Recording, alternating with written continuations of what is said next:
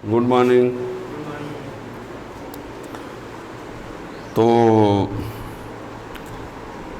मेरा नाम वही अभी भी फिजिक्स के ATS नाम देखते ही होंगे लिखा रहता है, बताना पड़ेगा। आप लोग अभी तक जो बेसिक मैथमेटिकल कॉन्सेप्ट में आप लोग जो पढ़े, बाइनोमियल थ्योरम, त्रिकोणमिति, फिर हमने अवकलन में बताया, अवकलन में कुछ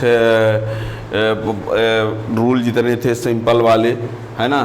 फिर योगफल बता दिया, अंतर बता दिया, भागफल भी बता दिया, गुणनफल भी बता दिया।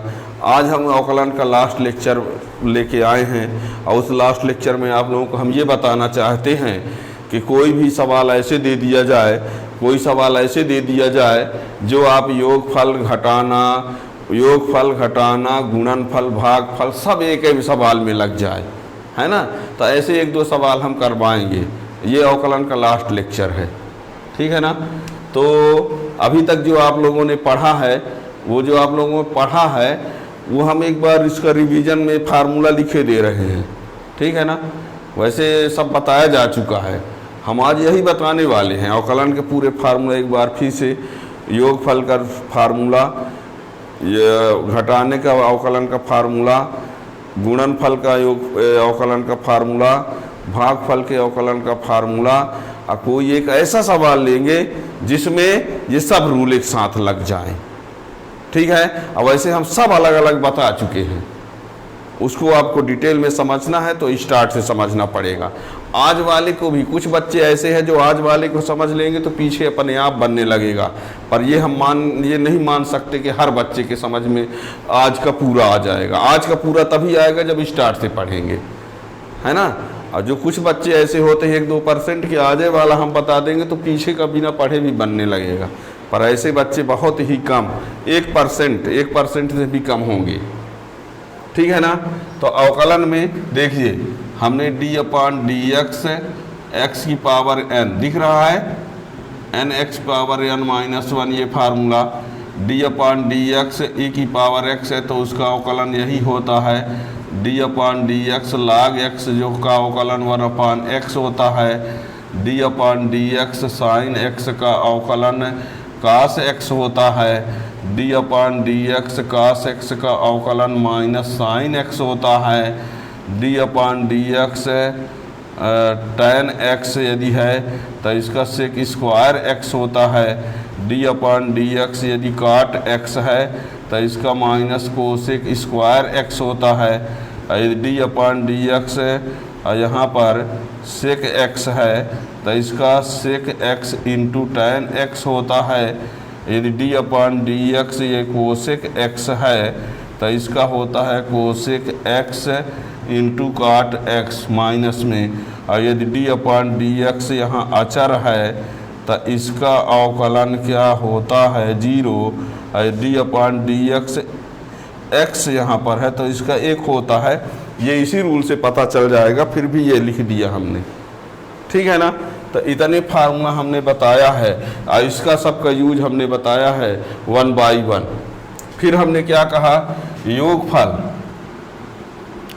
योगफल में y = यदि u + v है तो dy/dx = हमने बताया du/dx प्लस dv/dx, ठीक है। और अंतर में हमने कहा कि यदि y = u × v है तो dy/dx = du/dx माइनस dv/dx।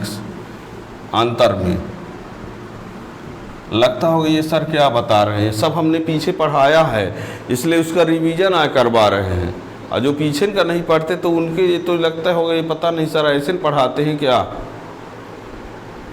इसके लिए आपको स्टार्ट से जानना पड़ेगा, हम पूरा रिवीजन में आए बोल रहे हैं आप। अंतर में गुणनफल में मान लो y = u × v है ना। तो जब अवकलन करते हैं तो इसमें होता है प्रथम पद d/dx, द्वितीय पद प्लस द्वितीय पद d/dx और प्रथम पद, ये गुणनफल में। ठीक है। और भागफल में क्या होता है, देखो भागफल वाले में बताया है हमने कि y बराबर u अपान v है, तो dy अपान dx जब करते हैं तो v into D upon D x you minus you into D upon D x भी अपान v का स्क्वायर, ये सब हमने 1/1 पढ़ाया है, सब का सब। योगफल में अवकलन दोनों पदों का अलग अलग, अंतर में दोनों पदों का अलग अलग, गुणनफल में पहले पद गुणे दूसरे का अवकलन प्लस दूसरा पद गुणे पहले का अवकलन, भागफल में तो हर गुणे अंश का अवकलन माइनस अंश गुणे हर का अवकलन बटे हर का स्क्वायर। ठीक है। अब हम एक ऐसा सवाल, सबको हम अलग अलग पढ़ा चुके हैं, हम केवल और केवल एक ऐसा सवाल लेना चाहते हैं जिसमें योगफल भी हो, भागफल भी हो, गुणनफल भी हो, योगफल भी हो, भागफल भी और गुणनफल। ये हम रूल समझाना चाहते हैं, लेकिन इसको आप लोग समझेंगे तभी जब इसके पहले योगफल, गुणनफल, भागफल को अलग अलग समझे होंगे। और यदि नहीं समझे होंगे, डायरेक्ट भी समझना चाहते हैं तो बताए तो 1-2% बच्चे समझ भी सकते हैं, ऐसा नहीं है, पर पूरे बच्चों के समझ में आए ये तभी हो सकता है जब वो क्रम से अवकलन के पूरे फार्मूला, योगफल, अंतर, गुणनफल और भागफल को अलग अलग समझेंगे, तब एक साथ आज वाला समझ में आएगा। ठीक है। तो हम एक एग्जाम्पल लेते हैं, दिख रहा है एग्जाम्पल, एक से ज़्यादा नहीं बताएंगे और प्रैक्टिस के लिए आप लोगों को अलग से करना पड़ेगा। ठीक है ना। तो देखिए यहाँ हम लेते हैं एक्स स्क्वायर ई की पावर एक्स अपान 1 प्लस एक्स, ये का अवकलन कीजिए, अवकलन कीजिए, ये है प्रश्न। ठीक है। अब देखो इसमें क्या है, यहाँ दो पदों का क्या है, गुणा है, दो पदों का, यहाँ दो पदों का योग है, यहाँ दो पदों का, और यही दो पदों का फिर क्या कहलाया, भाग। क्या बोला हमने, इसमें ऐसा सवाल है जिसमें दो पदों का ऊपर गुणा भी है, नीचे दो पदों का योग भी है, और ये भागफल भी है, यानी भागफल भी नियम लगेगा, योगफल वाला भी नियम लगेगा और गुणनफल वाला भी नियम लगेगा। भागफल वाला नियम क्या कहता है, पहले भागफल वाला नियम लगा दो। ठीक है। और फिर गुणनफल वाला भी लगेगा, योगफल वाला भी लगेगा ही, जहाँ जैसी ज़रूरत पड़ेगी तो। ठीक है। ऐसे समझना, इस पूरा लिखा हुआ है यहाँ। तो हल करने के लिए देखिए, इधर दिख रहा है यहाँ तक, देखो हल समझ जाओगे, बहुत काम का है। हल में लिखोगे माना y बराबर एक्स स्क्वायर ई की पावर एक्स अपान 1 प्लस एक्स, ये है आपका अंश और ये है हर। ठीक है। तो D by upon D x करेंगे तो एक बार लिखे दे रहे, लीजिए डी अपान डी एक्स, ये एक्स स्क्वायर ई की पावर एक्स अपान 1 प्लस एक्स, एक्स स्क्वायर कर दें, एक्स स्क्वायर कर देते हैं, दिक्कत है क्या है, तो और आसानी थोड़ी रहेगी और रूल भी समझ जाओगे। चलो एक्स रहने देते हैं, कोई बात नहीं। ठीक है ना। अब ये नियम क्या कहता है, पहले भी लिखो, भी मीन्स हर, भी मीन्स हर, तो हर लिखते हैं, तो हर में क्या है, हर में क्या है 1 प्लस एक्स, और फिर डी अपान डी एक्स अंश, तो अंश में क्या है एक्स स्क्वायर ई की पावर एक्स। ठीक है।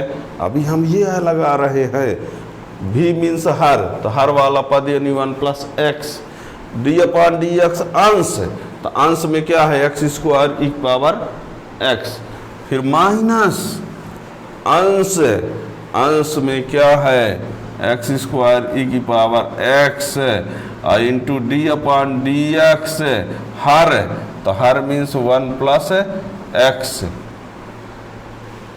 अपान हर का स्क्वायर, तो हर में क्या है 1 प्लस एक्स का स्क्वायर। कहेंगे सर नहीं समझ में आया, अरे हमने अभी क्या किया है, भागफल का नियम लगाया है। तो भागफल का नियम कहता है कि हर गुणे अंश का अवकलन, तो हर बोले तो 1 प्लस एक्स अंश का मीन्स ये जो वाला लिखा है और डी अपॉन डी एक्स के साथ, ठीक है ना।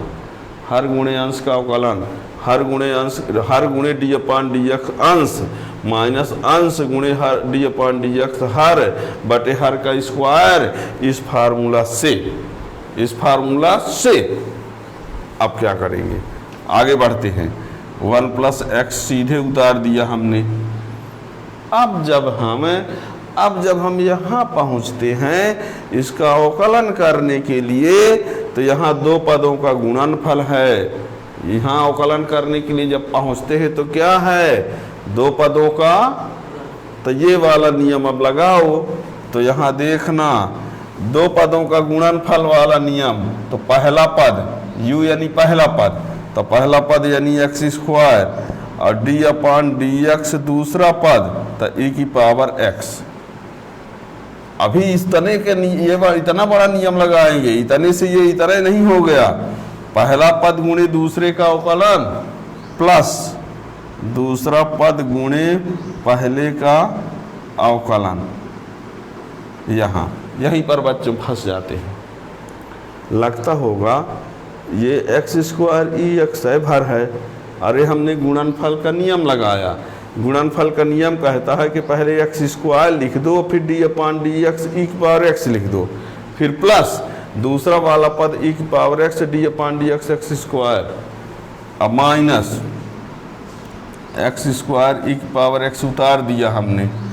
और यहाँ पर देखिए क्या करेंगे, 1 का भी अवकलन करेंगे और x का, तो ये हो जाएगा डी अपॉन डी एक्स 1 और यह हो जाएगा D upon D x x, और ये 1 प्लस एक्स का होल स्क्वायर उतार दिया हमने।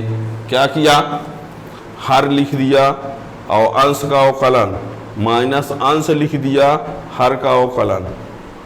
अब बढ़ना आगे, तो ये 1 प्लस एक्स सीधे उतार दो और यहाँ पर एक्स स्क्वायर, ई की पावर एक्स का अवकलन क्या होता है, ई की पावर एक्स है। लीजिए एक्स स्क्वायर उतार दिया और ई की पावर एक्स भी तो कहोगे उतार दिया, अरे ई की पावर एक्स उतार नहीं दिए, ई की पावर एक्स का अवकलन है, ई की पावर एक्स होता है। फिर प्लस ई की पावर एक्स उतार दिया हमने और एक्स स्क्वायर का अवकलन करेंगे। एक्स स्क्वायर का अवकलन इस तरीके से करेंगे, तो एक्स स्क्वायर है तो ये 2x पावर 2 माइनस 1, तो क्या आएगा 2x आएगा, तो इसका अवकलन हो गया 2x माइनस एक्स स्क्वायर ई की पावर x।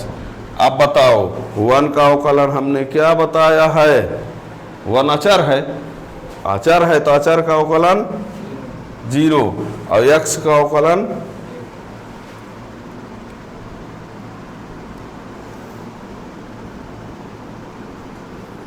इतना सही है, ठीक है, इतना ठीक है ना। अब क्या हुआ, 1 प्लस एक्स और ये इसमें क्या लिखेंगे, एक्स स्क्वायर ई की पावर एक्स प्लस 2x ई की पावर एक्स, 2x ई की पावर एक्स माइनस 0 1 मिला दीजिए, 0 1 तो 1, तो ये माइनस एक्स स्क्वायर ई की पावर एक्स अपान 1 प्लस एक्स का होल स्क्वायर, ठीक है। अब हो सके तो इसका अंदर इंटू करो, हो सके तो इसका अंदर इंटू कर दो, ठीक है। और यदि नहीं कर सकते तो इतना आंसर। यदि इसके आगे कुछ और भी कर सकते हो, क्या करोगे, इसका लिख के दिखाई देते हैं, कुछ और भी टर्म जो हो जाएगा तो बल वैसे बता तो दिया, इसका इससे इंटू करोगे, फिर कुछ टर्म और घट जुड़ जाएंगे, और नहीं तो इतना answer T by upon D x equal to. हम बताना क्या चाहते हैं, हम आप लोगों को ये पूरा रूल अप्लाई करने के लिए आए बताए हैं, ठीक है ना। अलग से ये फार्मूला हमने किसी एक लेक्चर में बताया है, योगफल का अलग से, अंतर का अलग से, गुणनफल में अलग से, भागफल में अलग से, और आज हमने एक ऐसा सवाल ले लिया जिसमें योगफल, गुणनफल, भागफल सब कुछ है। ठीक है ना। अब अगले लेक्चर में आप लोग पढ़ेंगे समाकलन, है ना। बेसिक मैथमेटिकल कॉन्सेप्ट में अवकलन वाला टॉपिक ख़त्म कर दिए हैं, और जो अवकलन का टॉपिक हमने ख़त्म किया है वो केवल फिजिक्स के सिलेबस के अकॉर्डिंग ख़त्म किया है, जो फिजिक्स में ज़्यादा यूज होंगे। आगे चल कर के जब वेग और त्वरण पढ़ेंगे तो अवकलन के लिए फिर हम और ज़्यादा बताते जाएंगे, है ना। वैसे ये फिजिक्स के बेसिक मैथमेटिकल कॉन्सेप्ट के अकॉर्डिंग है। और वैसे अवकलन के लिए हमने बताया है कि 12वीं क्लास में कम से कम 100-200 प्रश्नावली पढ़ना पड़ेगा, और जब कॉलेज में पहुँचेंगे तो अवकलन समाकलन के 1-1, 2-2 बुक पढ़ना पड़ेगा। ठीक है ना। ये अभी अवकलन की ABCD समझ लो कि ये है। ठीक है। Thank you.